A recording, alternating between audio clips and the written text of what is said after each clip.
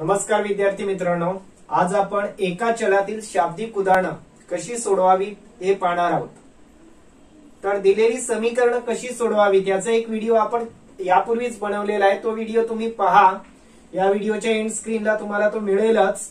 पण आजच्या टॉपिक मध्ये आपण शाब्दिक उदाहरणासाठी समीकरण कसं तयार करायचं, बरोबर, त्यासाठी कोणत्या ट्रिकचा वापर करावा किंवा कोणत्या पद्धतीने विचार करून आपल्याला शाब्दिक समीकरण मिळेल आणि मग त्या समीकरणाच्या सहाय्याने दिलेली किंमत आपण कशी काढावी हे आपण पाहणार आहोत। तर मित्रांनो, हा व्हिडिओ जरा मोठा होईल कारण प्रत्येक टाईपचं उदाहरण टाकण्याचा आपण या व्हिडिओमध्ये प्रयत्न केलेला आहे। त्यामुळे तुम्ही शेवटपर्यंत हा व्हिडिओ पहा, तुम्हाला प्रत्येक टाईपचा परिचय नक्कीच होईल। चला तर आपण आता सुरुवात करूया। बघा, तर पहिला प्रश्न आहे, आईचे वय मुलाच्या वयापेक्षा 25 वर्षांनी जास्त आहे। 8 वर्षानंतर मुलाच्या वयाचे आईच्या वयाशी गुणोत्तर 4:9 होईल, तर मुलाचे वय काढा। बरोबर, आता मुलाचं वय आपल्याला काढायचंय, पण काय दिलेलं आहे प्रश्नात ते नीट समजून घ्या। पहिलं वाक्य, आईचे वय मुलाच्या वयापेक्षा 25 वर्षांनी जास्त आहे, म्हणजे आई मुलापेक्षा 25 वर्षांनी मोठी आहे। पण जर तुम्हाला मुलाचं वय माहित असेल तरच आईचं वय सांगता येईल 25 मिळवून, बरोबर ना। म्हणजे इथे वाक्य जे आहे बघा, मुलाच्या वयापेक्षा, तर इथे ज्याच्या पेक्षा दिलेलं असतं ना ते मानायचं नाही, म्हणजे आपलं उत्तर काढणं सोपं होतं। आता मुलाच्या वयापेक्षा म्हटलं, मग आपण मुलाचे आजचे वय काय मानू? आजचे वय X वर्षे मानू। आहे म्हटलंय म्हणजे वर्तमान काळातलं वाक्य आहे, म्हणजे हे आजचं वय आहे। आजचं वय X वर्ष मानले, मग आईचे आजचे वय किती? आईचे आजचे वय मुलापेक्षा 25 ने जास्त, मग X पेक्षा, आपण X मानलंय ना, आता आपल्याला माहित नाही, मग X पेक्षा 25 ने जास्त काय येणार? X अधिक 25 वर्षे, बरोबर। आता दोघांची आजची वय मिळाली, पुढे काय दिले बघा, 8 वर्षानंतर। मग 8 वर्षानंतर आपल्याला इथे 8 वर्षानंतर मुलाच्या वयाचे आईच्या वयाशी गुणोत्तर, मग 8 वर्षानंतर म्हटले नाही, म्हणून 8 वर्षानंतर आपण दोघांची वय काढू। 8 वर्षानंतर, आता 8 वर्षानंतर मुलगा 8 ने मोठा होईल, मग आई तेवढीच राहील का? तर नाही, आईचं वय सुद्धा 8 ने वाढेल, म्हणजे ही दोघांची जी वय आहेत आजची ती 8 ने वाढतील। म्हणजेच काय, मुलाचे वय 8 वर्षानंतर मुलाचे वय काय येणार बघा, आजचं जे X आहे त्याच्यामध्ये 8 वाढणार आणि आईचे वय काय होणार? आईचे वय बरोबर X अधिक 25 आजचं आहे, त्याच्यामध्ये सुद्धा तुम्ही 8 मिळवा, म्हणजे X अधिक, आता 25 आणि 8 सरूपपदी आहे, 25 आणि 8 ची बेरीज किती होणार? 33, बरोबर। ही दोघांची 8 वर्षानंतर वय मिळाली, यांचं आपल्याला गुणोत्तर घ्यायचंय, बरोबर। म्हणजे उदाहरणातील अटीनुसार किंवा दिलेल्या अटीनुसार काय कंडिशन दिलेली आहे बघा आपल्याला, की हे जे गुणोत्तर आहे दोघांचं, म्हणजेच काय, X अधिक 8चं मुलाच्या वयाचं आईच्या वयाशी, म्हणजे X अधिक 33 शी गुणोत्तर, बरोबर का। गुणोत्तर असं दाखवतो आपण, बरोबर, हे आपलं गुणोत्तर आलं। पण त्यांनी तेच गुणोत्तर काय दिलंय? 4/9, म्हणजे इथे काय घेऊ शकतो आपण? 4/9। आता तिरकस गुणाकार करूया, म्हणजे 9ने याला गुणलं जाईल, 9 कंसात X अधिक 8 बरोबर 4 गुणिले काय, X अधिक 33। आता 9ने प्रत्येक पदाला गुणायचं, 9 गुणिले X 9X अधिक 9×8 72 बरोबर 4 गुणिले X 4X, 4 आणि 33 ला गुणा, 4 त्रिक 12, 2 हातचा आला 1, 4 त्रिक 12 आणि 1 13, 132। आता चल कोणते आहेत बघा, 9X आणि 4X, याच्यामध्ये जे लहान असेल त्याची जागा बदलायची, म्हणजे अक्षरे एका बाजूला आणि संख्या एका बाजूला। मग 4X ला इकडे आणा, 9X जागेवरच आहे, 4X इकडे आले, अधिकचे 4X इकडे काय झाले, वजा 4X, इथे चिन्ह ना, म्हणजे इथे अधिक आहे, बरोबर। आता पुढे, आता 132 जागेवरच आहे, ते लिहिले प्रथम। आता 72 ला तिकडे पाठवा, म्हणजे अधिकचे काय होणार, वजा, बरोबर। म्हणजे किती राहिले, 5x बरोबर 0 60। आले लक्षात. आता x बरोबर हे 5 ने गुणलेलं आहे म्हणजे x ची किंमत काढायला 60/5 बरोबर 12 वर्षे. हे कोणाचं वय आलं? x कोणाचं मानलंय आपण? मुलाचं. म्हणून मुलाचे वय बरोबर किती आलं? तर 12 वर्षे. समजा तुम्हाला आईचं वय विचारलं असतं, आईचे वय, तर आईचं वय किती होणार मग? x अधिक 25 आहे बरोबर ना. याच्यामध्ये x ची किंमत टाका, 12 अधिक 25 बरोबर 33 वर्षे. हे सुद्धा तुम्हाला विचारू शकता. आता 8 वर्षानंतर ही गुणोत्तर बरोबर येते का बघू आपण. 4/9 म्हणजे आपलं 1/8 आहे ना आणि 1/33 आहे. याची किंमत बघू आपण. x ची किंमत ठेवून 12 अधिक 8 छेदाला काय? 12 अधिक 33 म्हणजे बघा किती होणार? 20/45. याला संक्षिप्त रूप द्या. 5 ने जाईल भाग. 5 चोक 20, 5 9 45. आलं की नाही? 4/9 म्हणजे आपलं उत्तर अगदी बरोबर आहे. कळालं? तर या पद्धतीने आपण शाब्दिक उदाहरणं सोडवू शकतो. आता पुढचा एक प्रश्न आपण पाहूया. बघा तर दुसरा प्रश्न. एका अपूर्णांकाचा छेद अंशापेक्षा 12 ने मोठा आहे. अंशातून 2 वजा करून व छेदात 7 मिळवून तयार झालेला अपूर्णांक 1/2 शी सममूल्य आहे. तर तो अपूर्णांक कोणता? आता अपूर्णांक म्हटले की त्याला 2 भाग असतात. वरचा भाग अंश असतो आणि खालचा भाग छेद असतो. हे तुम्हाला माहित आहे. त्याबद्दल काय दिलेलं आहे बघा. एका अपूर्णांकाचा छेद अंशापेक्षा 12 ने मोठा आहे. आता इथे पेक्षा कोणाला लागले बघा? अंशाला. म्हणजे तुम्हाला आधी अंश माहित पाहिजे तरच छेद माहित होईल. मग अपूर्णांकाचा काय म्हणायचं? अपूर्णांकाचा अंश काय मानू आपण? अंशापेक्षा म्हटले ना, मग अंश काय मानू आपण? x मानू. अंश x मानला तर म्हणून छेद किती होणार? त्याचा छेद अंशापेक्षा म्हणजे x पेक्षा 12 ने मोठा आहे. मोठा आहे म्हणजे अधिक 12. लहान असतं तर वजा 12 केलं असतं बरोबर. मग आता तो अपूर्णांक मिळेल आपल्याला. म्हणून तो अपूर्णांक बरोबर काय येणार? तर अपूर्णांक काय असतो? अंश भागिले काय असतं? छेद असा असतो ना. म्हणजे तो अपूर्णांक काय येणार बघा. अंश काय आपला? x आणि छेद काय आपला? x अधिक 12. इथपर्यंत कळाला तुम्हाला अपूर्णांक कसा मिळवला? हा अपूर्णांक आपण मिळवला, पण तो अपूर्णांक त्यांनी काय दिलेला आहे? तयार झालेला अपूर्णांक. सॉरी, पुढे काय दिले ते बघूया. अंशातून 7 वजा केले म्हणजे आता अपूर्णांक आपल्याकडे असा आहे x अधिक 1/x/12 हा अपूर्णांक आहे बरोबर. आता काय अट दिलेले म्हणजे उदाहरणातील अटीनुसार नीट लक्ष द्या. आपण अपूर्णांक काय काढला? x/x/12. आता पुढे काय सांगितले? अंशातून 2 वजा केले म्हणजे अंशातून 2 आपण काय केले? वजा केले बरोबर. आणि छेदामध्ये 7 मिळवले म्हणजे हा जो छेद आहे याच्यामध्ये काय करा? 7 मिळवा. तर अपूर्णांक हा बदलणार बरोबर. अंश आणि छेद बदलले म्हणजे हा अपूर्णांक आता बदलला पूर्वीपेक्षा.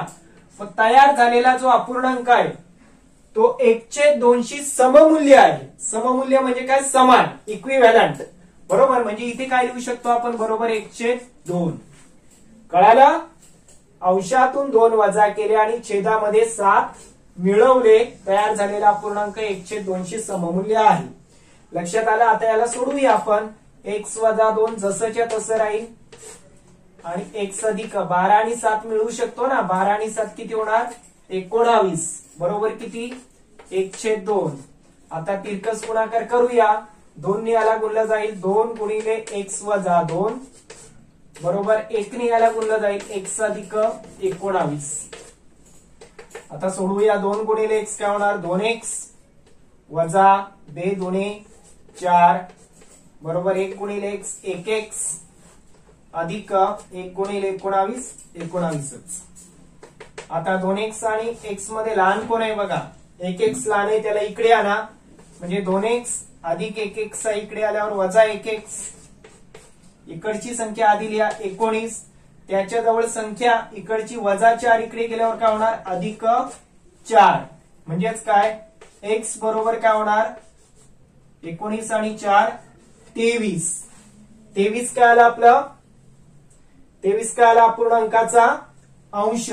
अंश किती आला 23 बरोबर. मग छेद किती येणार आता छेद किती येणार x अधिक 12 म्हणजे 23 अधिक x अधिक 12 आहे ना म्हणजे 23 अधिक 12. मग 23 मध्ये 12 टाका 12 आणि 23 किती होणार 3 आणि 5 35. म्हणून तो अपूर्णांक काय येणार आपला बरोबर का. मग उत्तर काय लिहिणार आपण तो अपूर्णांक बरोबर इथे लिहू शकतो आपण परत x/12 म्हणजे किती होणार अंश किती आहे 23 आणि छेद किती आहे 35. म्हणजे तो अपूर्णांक आपलं उत्तर काय येणार आपला जो इष्ट अपूर्णांक आहे तो काय असेल 23/35. समजलं. या पद्धतीने आपण समीकरण तयार करून अंश आणि छेदाची किंमत काढून तो अपूर्णांक मिळवू शकतो. तिसरा प्रश्न आहे पितळ या संमिश्रामध्ये तांबे व जस्त यांचं प्रमाण 13:7 आहे. तर 700 ग्रॅम वजनाच्या पितळेच्या भांड्यात जस्त किती असेल. बघा या ठिकाणी प्रमाणाचं म्हणजे गुणोत्तराचं एक उदाहरण आहे. आता अशा प्रकारच्या प्रश्नात काय करायचं या 700 मध्ये तांबे 13 आणि पितळ 7 असं सॉरी जस्त 7 असं आहे. पितळ हे तांबे आणि जस्तांच्या संमिश्रापासून तयार होतं. मग अशा प्रकारचा प्रश्न जर असेल तर आपण काय करायचं ही जे 13:7 तुम्हाला दिसतात ना याची समान पट मानायची. ची समान पट x मान बरोबर. आता समान पटीवरून आपण आन्सर काढू शकतो. आता बघा म्हणून तांब्याचे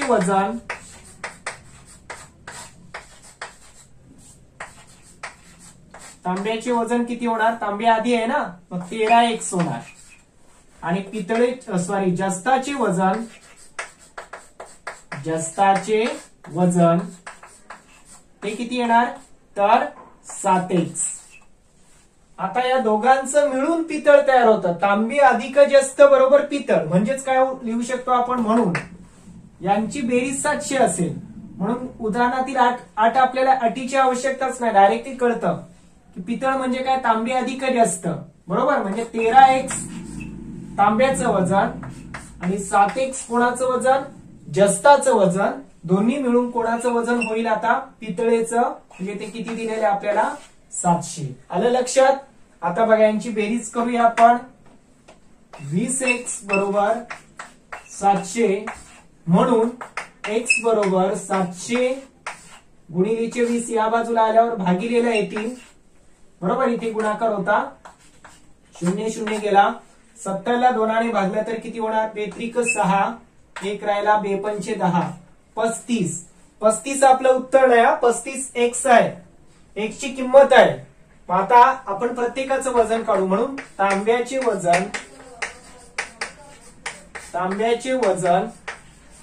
किती आहे ते तांब्याचे वजन 13x आहे.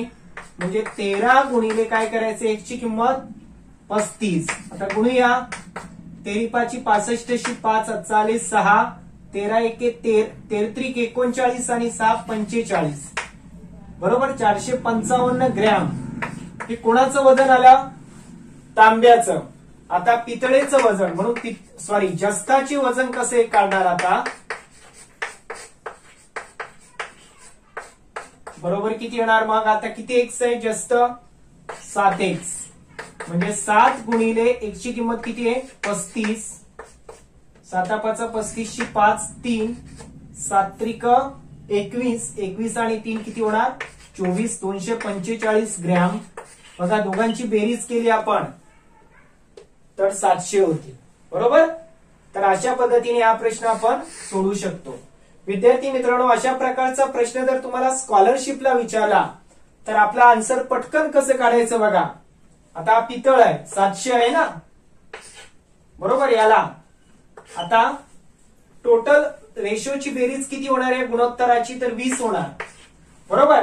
आणि या 20 पैकी 13 भाग कोणाचा या 13 भाग 20 पैकी 13 भाग कोणाचा आहे सांगा मला, तर तांब्याचा आहे. बघा 700 पैकी टोटल 20 भागापैकी तांब्याने 13 भाग घेतला. आता इथे जर गुणलं भागलं तुम्ही तर कितीचा भाग लागेल, मागासप्रमाणे 35चा. आणि 13 आणि 35चा गुणाकार किती होतो, 455. याचप्रमाणे तुम्ही जस्ताचं वजन पण काढू शकता. एकूण वजन किती आहे पितळेचं, 700 आहे बरोबर. त्यापैकी दोघांची बेरीज किती आहे, गुणोत्तरांची 20. आणि त्यापैकी तांब्याने किती घेतलेला आहे जस्ताना, तर 7 घेतलेला आहे. मग परत 20ने 700 ला भागला तरी ते 35चा भाग लागेल. आणि 35 आणि 7चा गुणाकार 245 ग्रॅम. म्हणजे या पद्धतीने दोन्ही प्रकारे तुम्ही सोडवू शकता. तुम्हाला पटकन उत्तर काढायचं. 2 अंकी संख्येतील दशक स्थानचा अंक हा एकक स्थानच्या अंकाच्या दुप्पट आहे. अंकांची अदलाबदल करून मिळणारी संख्या व मूळ संख्या यांची बेरीज 66 आहे, तर ती संख्या कोणती. बरोबर. आता काय करायचं या ठिकाणी, 2 अंकी संख्या आहे. आता 2 अंकी संख्या जर तुम्ही समजा घेतली, इथे समजा आपल्याकडे 25 आहे, तर 25 या संख्येला आपण विस्तारित रूपात कसं लिहितो, 20 अधिक 5 बरोबर. म्हणजे थोडक्यात आपण काय करणार, 10 गुणिले 2 अधिक 5. म्हणजेच काय, इथे हा एकक स्थान आहे आणि हा दशक स्थान आहे. म्हणजे 20 ही संख्या कशी तयार झालेली आहे, 10 गुणिले दशक अधिक एकक. नेहमी लक्षात ठेवायचं 2 अंकी संख्येचं सूत्र 10 गुणिले दशक अधिक एकक बरोबर. तर आता यावरून आपल्याला जर एकक स्थान आणि दशक स्थानचे जर अंक माहित असतील तर तुम्ही संख्या तयार करू शकता. मग आता आपल्याला इथे काय दिलेलं आहे बघा, दशक स्थानचा अंक एकक स्थानच्या अंकाच्या दुप्पट आहे. म्हणजे एकक स्थानच्या अंकाच्या दुप्पट आहे, ज्याच्या दुप्पट आहे तो मानायचा असतो. म्हणजे आपण इथे एकक स्थानचा अंक बघा, एकक स्थानचा अंक काय मानू आपण, x मानू बरोबर. कारण एकक स्थानच्या अंकाच्या दुप्पट आहे ना. मग दशक स्थानचा अंक कसा येईल, दशक स्थानचा अंक या एकक स्थानच्या अंकाची दुप्पट, x ची दुप्पट किती येणार, 2x बरोबर. आलं लक्षात. म्हणून ती संख्या किंवा मूळ संख्या आपली ती काय, 10 गुणिले दशक अधिक एकक हे सूत्र आहे. मग 10 गुणिले दशक स्थानाला कोण आहे, दशक स्थानाला अंक 2x आहे, म्हणजे 2x अधिक एकक, एकक म्हणजे x. कळालं. आता याला जर तुम्ही आणखी गुणलं पुढे तर 10 गुणिले 2x किती होणार, 20x अधिक x म्हणजेच काय येणार, 21x. लक्षात आलं इथपर्यंत. आता पुढे काय सांगितलंय, अंकांची अदला बदल करून. आता या संख्येसाठी अंकांची काय करायची, अंकांची अदला बदल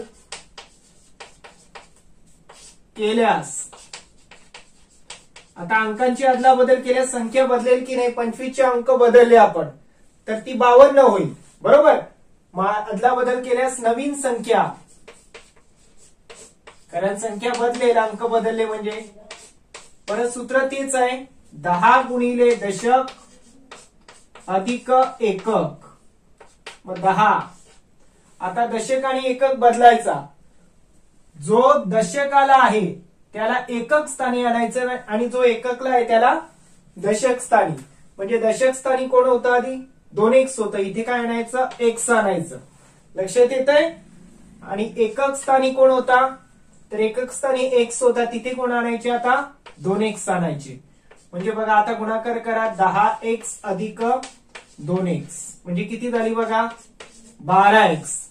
आधी काय होती 21x, आता काय झाली, उलटी झाली ना, 12x. आता या दोन संख्यांची बेरीज किती आहे, 66. म्हणजे मूळ संख्या काय, म्हणून अटीनुसार, उदाहरणातील अटीनुसार काय अट दिलेली आहे की पहिली जी संख्या मूळ होती 21x आणि नंतर अदला बदल करून आलेली संख्या 12x, या दोन संख्यांची बेरीज किती आहे? 66. इथे बेरीज 66 लिहिली. आता बेरीज किती होणार बघा, 33 होणार ना. 33x बरोबर 66. याचा अर्थ x बरोबर 66 भागिले 33, कारण गुणाकाराचे 33 भागाकाराला आले, म्हणजे x बरोबर 33 दुनी 66. किती आला? x ची किंमत 2. मग आता x ची किंमत जर तुम्हाला मिळाली तर ती संख्या काढता येईल की नाही आता? म्हणून ती संख्या बरोबर काय? मूळ संख्या काय आपली? 21x आहे. मग इथे x ची किंमत टाकू आपण. 21 गुणिले 2 म्हणजे काय? 42. ती संख्या काय येणार? 42. बघा मूळ संख्या आपली 42 आहे. आलं ना? पडताळा घेऊ आपण. अंकांची अदला बदल केल्यावर 42 ची किती होतील? 24 होतील. आणि यांची बेरीज 66 येते का तपासू आपण. 6. म्हणजे आपलं उत्तर 42 हे बरोबर आहे. अशा पद्धतीने आपण या प्रकारच्या संख्येवरील जो प्रश्न असतो, एकक स्थान, दशक स्थान, त्या प्रकारचे प्रश्न सुद्धा आपण सोडवू शकतो. आले लक्षात? पुढचा प्रश्न, 3 नैसर्गिक संख्यांपैकी सर्वात लहान संख्येची 5 पट सर्वात मोठ्या संख्येच्या चौपटीपेक्षा 9 ने अधिक आहे, म्हणजे जास्त आहे, तर त्या संख्या कोणत्या? आता इथे प्रश्न येतो नैसर्गिक संख्या. नैसर्गिक संख्या म्हणजे ज्या 1 ने सुरू होतात, 1 2 3 4 5 या पद्धतीने पुढे सुरू राहतील, त्यांना नैसर्गिक म्हणतो. ज्या वस्तू मोजण्यासाठी वापरतो आपण, काउंटेबल नंबर किंवा मोज संख्या. आता पहिली समजा 1 असेल तर तिच्या पुढची 2 3 4 5 6 अशा ज्या संख्या आहेत त्यांना नैसर्गिक संख्या म्हणतो आपण. आता मग पहिली माहित असेल तर दुसरी काढायला काय करतात? या एकामध्ये पहिलीमध्ये 1 मिळवायचं म्हणजे 2 आली बघा. पुढची काढायला या एकामध्ये पहिलीमध्ये 2 मिळवायचे, बरोबर, म्हणजे 3 येईल. पुढची काढायला या पहिलीमध्ये किती मिळवायचे? 3, म्हणजे किती आली? 4. म्हणजेच काय? प्रत्येक संख्या, पुढची संख्या आधीच्या संख्येपेक्षा 1 ने वाढत जाते बघा, बरोबर. मग आता याचाच वापर करून आपण संख्या मिळवायच्या चलाच्या रूपात. मग आता आपल्याला संख्या कोणतीच माहित नाही, मग आपण काय करू? पहिली संख्या, पहिली नैसर्गिक संख्या काय मानू आपण? x मानू. काय मानू? x मानू.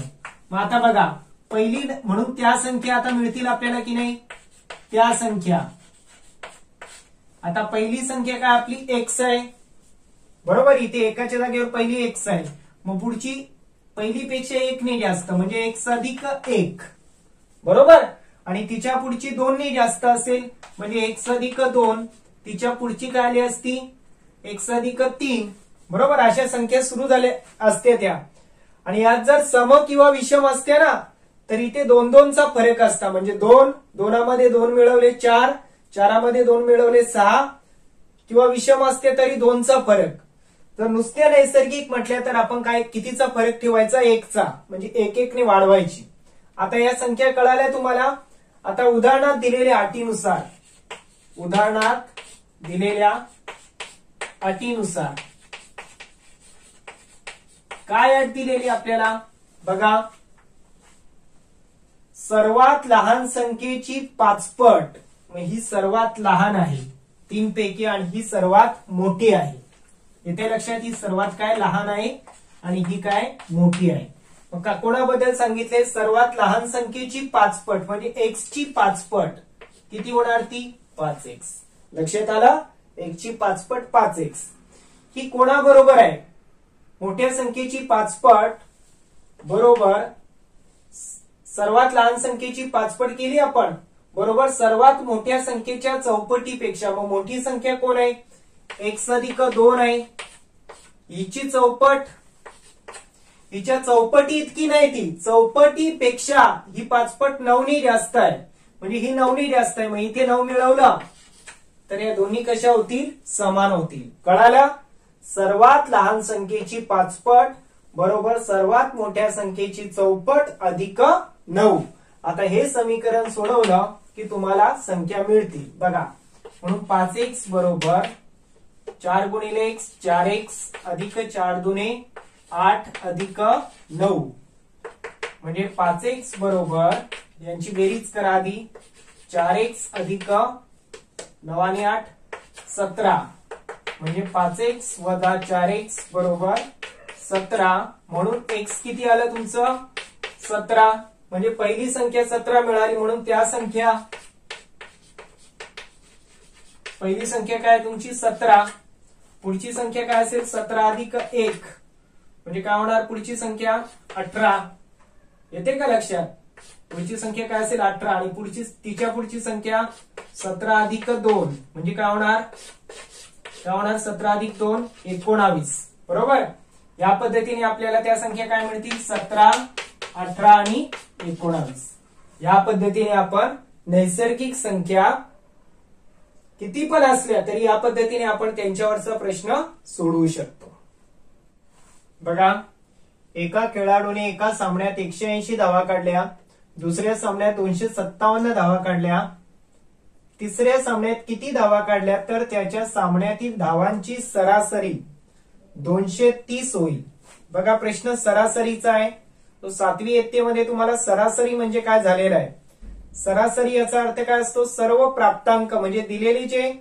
संख्या असतील किंवा माहिती असेल त्यांची बेरीज भागिले काय असते त्यांची संख्या बरोबर आता इथे सामने आहेत बरोबर मग आता काय सांगितलेलं आहे पहिल्या सामन्यातल्या धावा दिल्यात दुसऱ्या सामन्यातल्या धावा दिल्यात आणि सरासरी दिले तिसऱ्या सामन्यातील धावांची संख्या दिलेली नाही मग सुरुवात कुठून करायची समजा त्यांनी तिसऱ्या सामन्यात काय म्हणू आपण x धावा काढल्या असे मानू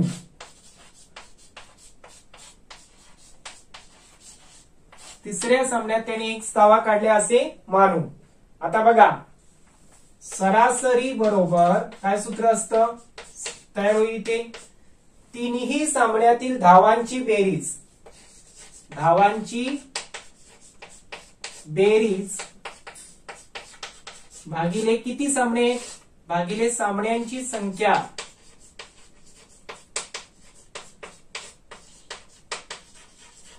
बरोबर मग आता सरासरी दिलेली आपल्याला सरासरी किती आहे 230 आहे सामने 3 आहेत धावांची बेरीज म्हणजे तिन्ही सामन्यातील धावांची बेरीज हा पहिल्या सामन्यात किती आहे 180 धावा दुसऱ्या सामन्यात किती आहेत 257 धावा आणि तिसऱ्या सामन्यात आपण धावा मानल्यात जे काढायचे x भागिले काय किती सामने आहेत एकूण 3 आहेत बरोबर आता हे 3 आहेत भागाकाराची इकडे आल्यावर गुणाकाराला येतील म्हणजे 230 गुणिले 3 बरोबर यांची बेरीज करा 180 आणि 257 ची किती होणार 7 5 आणि 8 17 13 3 हाताला 1 4 437 होणार ही बेरीज केली आपण या दोघांची आणि इथे काय लागणार x 3 इकडे गुणाकाराला आले आता गुणूया आपण 0 3 त्रिक 9 3 दुणे 6 बरोबर 437 अधिक x आता 437 इकडे आणा म्हणजे 690 वजा 437 बरोबर काय शिल्लक राहील इकडे x राहील वजाबाकी करा 10 7 गेले 3 हाताला 1 9 4 गेले 5 6 4 गेला 2 253 बरोबर x याचा अर्थ तिसऱ्या सामन्यात किती धावा काढल्या तिसऱ्या सामन्यात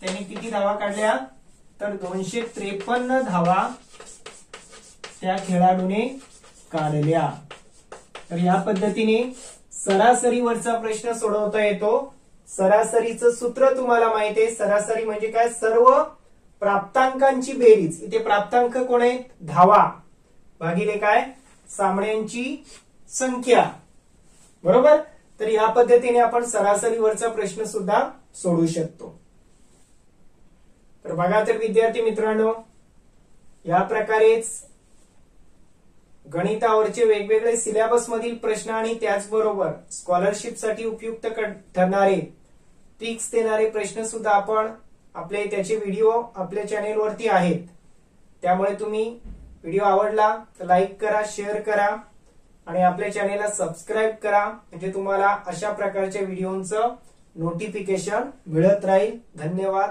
थँक्यू.